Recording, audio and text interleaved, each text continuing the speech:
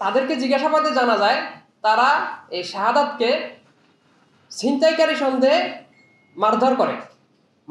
সেই মারধর সন্ধ্যা থেকে শুরু হয়, কয়েক পর্যায়ে কেউ মারধর করে চলে যাচ্ছিল, আবার কেউ নতুন করে আসছিল, কয়েক দফায় তাকে মারধর করা হয়। এক পর্যায়ে মারধর করতে করতে সে নিস্তেজ হয়ে পড়ে, সে নিজেকে আর ধরে রাখতে পারছিল না। আপনারা সবাই ভিডিওতে দেখেছিলেন যে সে লুটিয়ে পড়ছিল এরকম অবস্থা। তারপর ওই দিন রাতেই কোনো এক সময় তাকে প্রবর্তকের একটি এলাকায় ফেলে রাখা হয়।